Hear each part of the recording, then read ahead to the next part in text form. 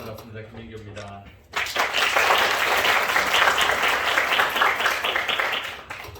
네, 너무 차렷 자세로들 앉아 계시는 것 같은데 좀 마음 풀고 편하게 앉아 계시면 되겠습니다.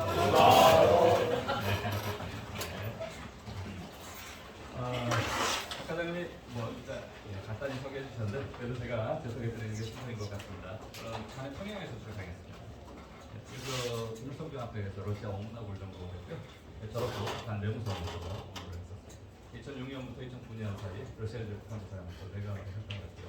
2009년에 러시아에서 바로 한국으로 방문을 하게 됐습니다. 한국에 와서는 북한대학원대학교에서 북한학교 석박사과정 나왔고요. 졸업 후 조선일보사 정치부 기자로 활동을 하다가 2014년도에 여기에 북한교육대학원 만들어질 때 그때 와서 북한학교 가르치는 진행해서 2014년부터 여기 와서 북한학원을 가르치고 있습니다. 기회가 될 때마다 다양한 것을 찾아뵙고 하고요. 원래 학과 수업 수업은 몇 년 전에 이렇게 담당을 해서 여러분 선배들 대상으로 이렇게 교육연구를 이렇게 교육을 했던 적도 있어요. 그래서 이렇게 또 시간 상관계로 과목들을 있는 학부식으로 여러분들 감당하지 않겠습니다. 하지만 선배들은 저를 한 번씩은 나보고 그런 상태예요. 오늘 원래 마치는 시간이 12시로 되어 있었는데 12시까지 저는 시간 맞추지를 않습니다. 원래 저한테 정해진 시간보다 저는 훨씬 빨리 끝내드립니다. 왜 그러냐면 여러분들이 대학 다니면서 보니까 여러분들이 빨리 끝내는 걸 제일 좋아하는 것 같더라고요. 그래서 이 강의장에 들어가서 강의의 재량권은 여기서 무대 선 사람의 재량권이기 때문에 여기서 요구한 시간보다 너무 크게 문제만 없다면 제가 고민했습니다. 언제까지 맞춰드리면 될까요? 11시 30분 괜찮을까요? 예! 알겠습니다. 11시 30분까지만 제가 진행을 하고 마치도록 하겠습니다. 일단 교수님들이 1학년 엄청 칭찬을 많이 하시대요. 이번에 들어온 1학년은 엄청나게 좀 학교도 있고 지리문답도 잘한다 이런 얘기를 하시던데 오늘 저하고 조금 대화 좀 나눌 분 있을까요? 고생유진! 예.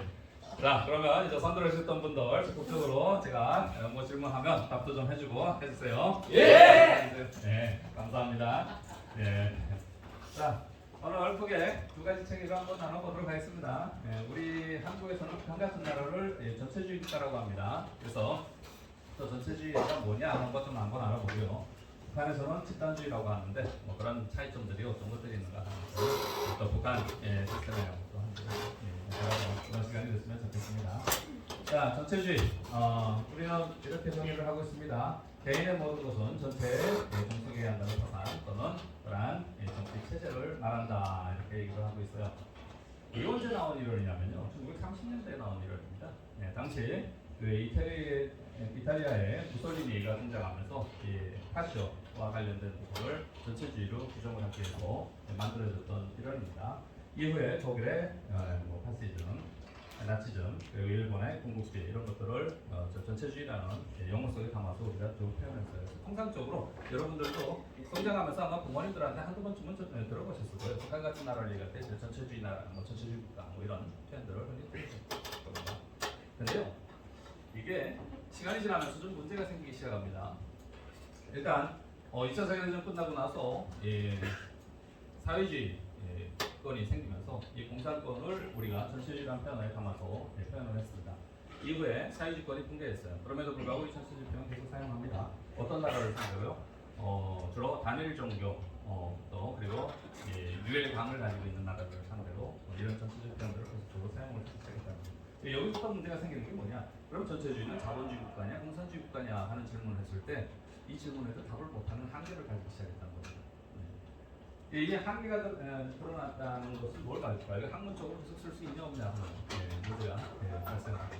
그래서 우리가 통상적으로 일상적으로는 그냥 전체주의 국가다 하는 용어를 사용을 할 수 있지만 여러분들이 훗날에 어떤 학문을 전공하거나 학술 제목을 발표하고 또 여러분이 논문을 쓸 때 이때는 이러한 전체주의 표현을 북한 같은 나라에만 고정해서 사용을 하는 순간 수많은 반론 받을 수 있다는 거예요. 그래서 이 전체주의라는 표현을 학문이나 학계에서는 한계가 있다 하면서 사용을 하지 않는 상태입니다. 그러니까 일상적인 용어만 우리가 사용한다. 그래서 그러한 뜻의 의미만 여러분들이 잠깐 보시면 될 것 같아요. 북한에서도 이 전체주의라는 용어는 어떻게 표현할까요? 북한의 조선말 대사죠. 여기에 강력히 나와 있습니다. 노동계급과 근로인민의 이익을 희생시키고 독점 자본가들을 위해서 성속에 온다는 그러한 가치적 사상이다 하고 얘기하면서 북한에서도 안 좋게 표현을 한다. 그런 얘기예요. 그러니까 이 사회주의권뿐만 아니라 이러한 자본주의권에서도 이 전체주의라는 용어는 다 같이 안 좋게 쓰이는 표현이다 하는 공통점을 가지고 있습니다. 그러나 엄연하게 말해서 실질적으로 이 전체주의에 북한을 담아낼 수 있나 하는 거 봤을 때 이제는 한계에 더한 걸 볼 필요가 있습니다. 그럼 우리는 북한 같은 나라를 뭐라고 지칭해야 될까? 굳이 새롭게 만들 필요가 있을까 하는 거예요. 북한 같은 나라가 사용하고 자기 나라는 이런 나라이라고 사용하는 그런 경우가 있어요. 사회주권들에서 자기들을 어떤 나라라고 하냐? 집단주의라고 해요. 그래서 이들이 사용하는 이러한 용어들을 우리가 좀 알 필요가 있어요. 집단주의, 북한에서 뭐라고 얘기하냐? 개인 이익보다 사회와 집단의 이익을 더 비중이 여기는 것을 말한다. 특히 여기서 제일 가장 중요한 거 수령을 위해서, 당을 위해서 이런 걸 강조를 하고 있다는 거죠. 그래서 북한의 집단주의는 이 개인이 집단에 복종을 해야 되는데 이 수령과 당에 그 복종을 해야 된다 하는 것을 가지고 있다. 이렇게 보시면 될 것 같아요. 자, 아까 제일 먼저 선두신 네. 어떤 나라들입니까? 얘기 좀 해줄래요? 일단 첫 번째 사진 누굽니까? 자, 아까 선두신 분들 중에서 도와줄 사람 어디 계세요? 예. 소련입니다. 네, 소련. 예. 누구죠? 이 사람? 스탈린입니다. 스탈린. 맞나요? 누구예요? 예, 레닌. 맞습니다. 예, 레닌. 자, 지구상에서 가장 먼저 사회주의를 세운 사람이에요. 가장 먼저 사회주의를 세운 사람. 두 번째 사람은 누구죠? 히틀러. 예. 이 히틀러는 이 레닌이 한 부분을 그대로 따라한 게 있어요. 뭘 따라했을까요? 여기 지금 이 선전 포스터에 그대로 들어가고 있습니다. 뭘 따라했죠? 이 선전 포스터가 일단 이 선전 포스터의 내용이 뭘까요? 뭘 지금 보여주고 있는 거예요? 이거 간략해서 설명할 포스터. 지금 뭘 말해주고 있죠? 이 포스터가 말해주고 있는 거. 자, 가운데 이 사람들은 다 이 나라를 대표하는 수령이다. 네. 중심이라는 의미입니다. 이 중심이 뭔가를 가리켜요. 가리키고 그 뒤에 배경에는 군중, 대중이 지금 가고 있습니다. 뭘 말해주고 있어요? 모병. 모병. 예, 그것도 비슷한 것 같아요. 예. 좀 더 정확하게 찍어주세요. 고생 취임에서 집단주의입니다. 맞습니다. 집단주의. 지금 그걸 설명하는 게 뭐죠? 한 사람이 가리키는 방향을 따라서 전체 집단이 함께 가야 된다. 왜? 아까 집단주의 본질에 들어가 있었어요. 북한만이 밝힌 본질이 아닙니다. 모든 사회주권들에서 다 밝혔던 공통된 이론이라고 했죠. 거기에 있는 게 개인은 무조건 집단에 복종해야 되고 집단은 당과 수령에게 복종해야 된다 하는 게. 그래서 이 수령이 가리키는 따라 나가야 된다. 자, 그걸 했더니 대중을 뭉쳐서 혁명에서 승리를 해서 사회주권이라는 걸 세우다. 히틀러가 안 따라할 이유가 없겠죠. 좀 한번 따라해볼까? 따라해봤어요. 독일 국민이 집결됩니다. 자, 그래서 이 사회주권들에서 우리 이제 제일 초창기에 발생됐던 이러한 집단주의의 논리, 그러한 의미들을 계속적으로 따라했고 하다못해 이 선전 포스터까지 그대로 따라했다. 최소한 이거 따라했을 때 대중을 하나로 규합할 수 있다 하는 논리가 나왔어요. 근데 이게 성공할 수 있었다는 이유를 따라했던 겁니다. 이런 거는 어느 한 나라에 들어가도 그대로 반복이 됩니다. 자, 북한 같은 나라 가볼까요? 3대 세습. 어떻게 3대 세습이나 있지? 하는데 자, 김일성이 했던 거 김정일 시대에 들어와서 그대로 따라하는 걸 볼 수가 있어요. 어느 날 김정은이 꺼냈는데 김정은이 역시도 그대로 따라합니다. 왜 따라할까요? 최소한 저거 따라했을 때 할아버지나 아버지처럼 집권할 수 있다 이거예요. 오히려 다르게 하겠다고 했을 때 어떻게 될까요? 다르게 한다고 하면 내가 성공할지 실패할지 장담할 수가 없습니다. 따라하면 최소한 그대로는 간다. 그래서 국제사회가 그냥 비판할 때 너 왜 그대로 따라하냐? 뭐 이걸 비판하기보다는 왜 그걸 따라하는지를 우리가 먼저 이해를 할 필요가 있어요. 그런 부분들을 보고 그렇게 올라갔기 때문에 계속 따라하나 라는 거. 자, 여러분이 평생 살면서 한 번도 들여다보지 않을 서적이 하나 있습니다. 바로 마르크스 원지 시작한 이 사회주의 논리들이에요. 근데 그다음에 장교되실 분들이죠. 상식적인 선에서는 조금 알 필요가 있어요. 그 전체적인 내용은 한번 보고요. 상식적인 선에서 저들은 뭘 해놨을까? 자, 마르크스주의 핵심 포인트는 뭐냐면요. 혁명입니다. 노동교육을 위한 혁명. 프롤레타리아가 일치단결해서 자본가를 터도하면 이 세상 뒤지고 없고 우리가 주인이 될 수 있다. 이러한 논리를 펼쳤습니다. 근데 독일 사람입니다. 독일에서 이런 내놨어요. 독일에서 사회주의가 가장 먼저 승리해야 되는데 독일에서 승리하지 못했어요. 아까 어디서 승리했다고요? 가장 먼저 사회주의 만들어진 데가 소련. 왜 소련에서 승리했을까요? 저 이론의 한계죠. 그거를 바로 레닌이 찾아냈거든요. 레닌이 저 이론의 한계를 찾아냅니다. 산발적으로 아무리 폭동을 일으켜봤자 그것이 승리하지 못한다. 그 승리하지 못하는 주전 요인이 뭘까 하고 들여다봤더니 이걸 하나로 보내지 못한다. 그걸 묶어내려면 뭐가 필요할까요? 참모부가 필요합니다. 다시 말해서 분해진이 필요해요. 당입니다. 당. 그래서 아까 그 앞에 그 논리에 당건설 이론을 풀어야 돼요. 다시 말해서 당의 영도를 받는 노동계급이 뭉쳐야만 그래야만 혁명에서 이룰 수 있다. 이 이론을 제시했고 이 이론을 현실에 도입했더니 실제로 소련에서 정권 지고시고 사회주의가 승리하는 그 사태가 나왔다는 거죠. 자, 그 이후에 계속해서 발전시켜 나갈 필요가 있다고 판단을 했습니다. 스탈린이 집권한 이후에 요게 독재 이론을 넣습니다. 당이 만들어졌는데 문제는 다당제예요. 여러 당이 있어요. 제가 아까 자기 이론 주장합니다. 그러니까 야, 이거 이렇게 갖고는 할 수가 없겠다. 독재를 실제 어떤 독재? 프롤레타리아 노동계급에 의한 독재. 그러니까 노동계급의 이익만을 반영하는 그러한 당만 우리가 제대로 된 당을 보고 나머지 당은 다 적으로 단죄해서 척결해야 된다. 이런 논리. 그래서 독재로 인도를 하십니다. 그러면서 일당제로 모아가는 그 행태를 스탈린 시대에 들어와서 만들었다. 자, 북한에서 이 부분에 또 하나 추가합니다. 뭘 추가했을까요? 바로 수령론입니다. 수령론. 물론 앞선 세대 그 사람들도 이 수령에 중요한 부분들을 강조했습니다. 근데 북한만큼 이렇게까지 완벽하게 강조하지는 않았어요. 북한에서 일명 기체사상이라고 부르는 이 사상. 오늘날에는 김일성 김정일주의로 불리고 있습니다. 핵심 포인트는 뭐냐? 자기명예주의는 자기 자신이다. 얼핏 말만 첫 마디만 보면 아주 좋은 사상 같아요. 근데 그 두 번째 항상 따라 붙는 얘기죠. 하지만 수령의 용도를 받지 않을 때는 진정한 자기명예에 가능할 수 없다. 그러니까 수령의 용도를 받았어야만 내가 내 운명의 주인이 될 수 있다. 이런 논리로 수령에게 지적시키는 구절이다. 사회주의권의 이러한 논리의 배경을 우리가 정확히 인식을 하면 저들이 왜 수령 부분을 강조하는가 하는 것도 빠르게 인식을 할 수 있을 것 같습니다. 북한은 이 부분을 헌법에도 반영을 했습니다. 북한 헌법 서문에 이런 게 나오죠. 북한 헌법은 김일성, 김정일 헌법이다. 김일성과 김정일 헌법이래요. 사람인데 사람이 아니라 법이라고 논설을 하면서 저들이 시내 경제에 올라가 있음을 볼 수 있었던 제목입니다. 북한이 여기에 앞에서 제가 말씀드렸던 사회주권에서 제시했던 그러한 논리들을 계속 반영하고 있죠. 자, 인민주의 독재에 반한다 뭐 이런 거. 그러니까 인민의 이익에 반하는 세력은 독재로 척결한다 뭐 이런 논리도 제시했습니다. 방기와 나도 똑같습니다. 노동당은 김일성 김정일주의당이다. 그래서 김일성과 김정일의 사상으로 뭉친 그러한 당이라는 걸 아까 다시 한번 강조를 합니다. 하다못해 영군 체계 여기서도 당의 노동주의 체계에 따라야 된다. 정권도 당의 용도로 활동해야 된다.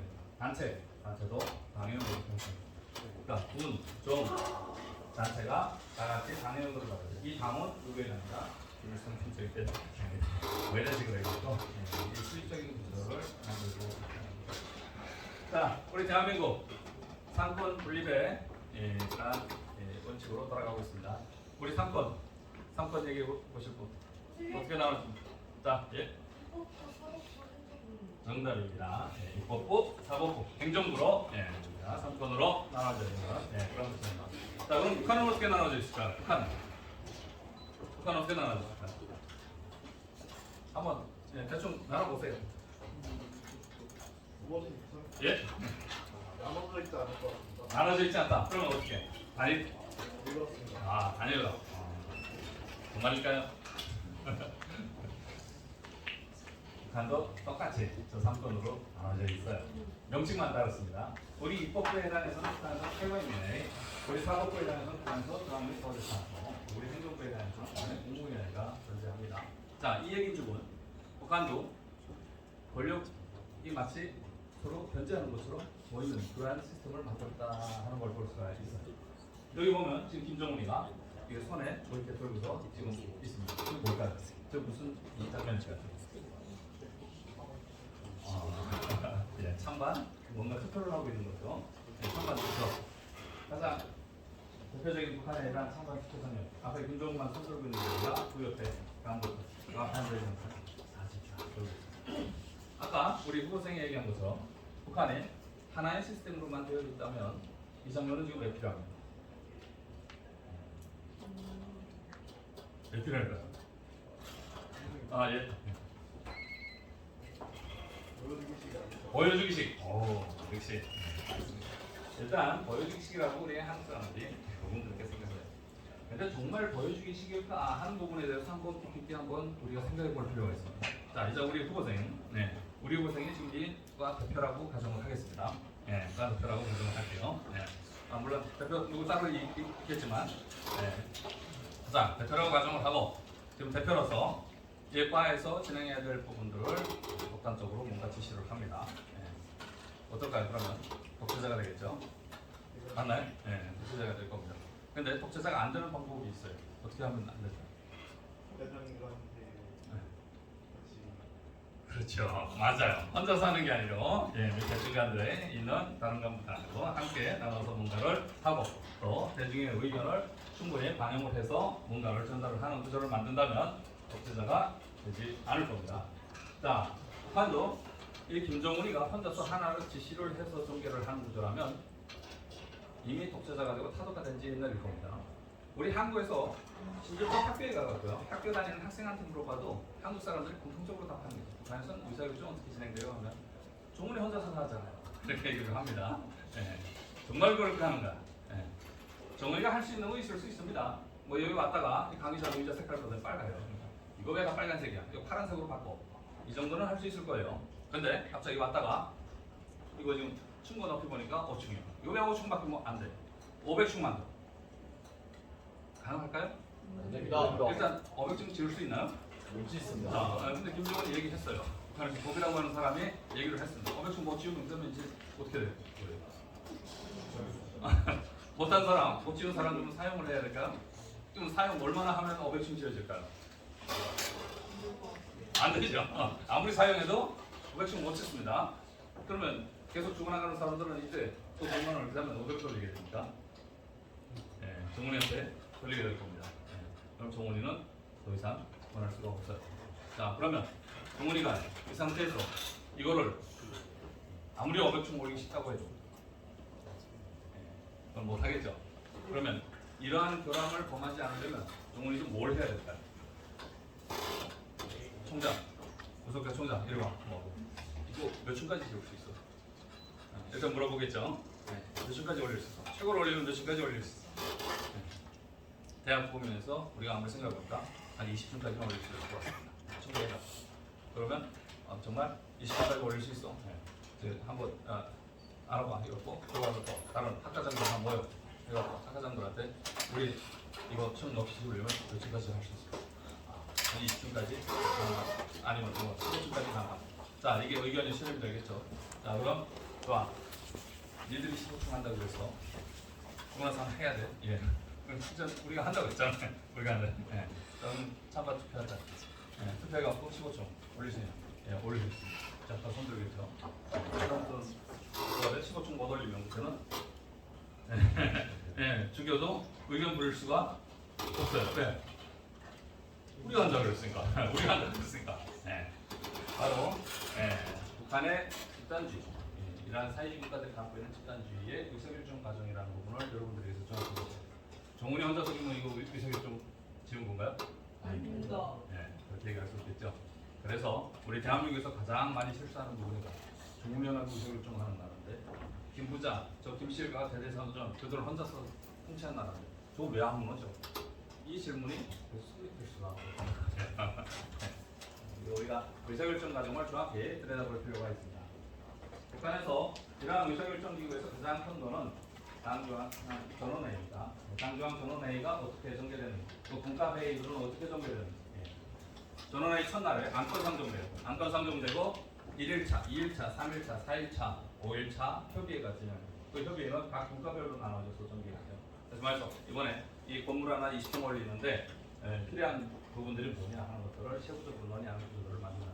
그래갖고 거기에서 이들 스스로가 20층 만들 수 있다 결정하고, 이거 20층 만드는 거 언제까지 할 수 있냐, 기한, 뭐 자재, 인력 어디서 어떻게 동원시킬 거냐, 여기서 합의 받았고 결정이 되면 그 다음에 마지막 날 5일차 되는 날 나와서 다 한반 벌써 이렇게 통과가 되는 거죠. 그럼 이러한 부분을 우리가 정확히 봐야 북한에서 정문이 혼자서 저런 것들을 전개하지 않느나 하는 것도 정확히 인지를 할 수 있다. 자, 올해 3월에 있었던 일입니다. 북한 전역에서 졸업한 학생들이 인민군대 탄원하는 모습을 볼 수 있었어요. 자, 탄원, 자원입대라는 얘기예요. 자원입대. 북한은 분명 의무제입니다. 저도 거기서 의무 복무했어요. 학교 졸업하고 바로 군대로 가야 됐습니다. 왜? 의무니까요. 의무니까 갔어요. 근데 저도 갈 때 끌려간 게 아니고 탄원해서 왔습니다. 인민군대 가겠습니다. 뭐 이러면서 해갖고, 그래서 탄원해서 왔어요. 북한은 법에도 분명 안 가면 처벌한다고 처벌 규정까지 만들고 있습니다. 왜 이렇게 할까요? 그래서 앞에서 설명드린 내용이 여기 담겨져 있어요. 왜 이렇게 하죠? 의무지만 내가 자원해서 그러면 그러면 여기에 의견을 낼 수가 없는 거죠. 내가 자원해서 왔습니다. 자, 북한 군복무 대체로 몇 년이죠? 평균 10년. 평균 10년으로 봅니다. 10년. 자, 10년인데 우리 같으면은 10번도 10년 한다고 그러면 뭔가 일어났을 겁니다.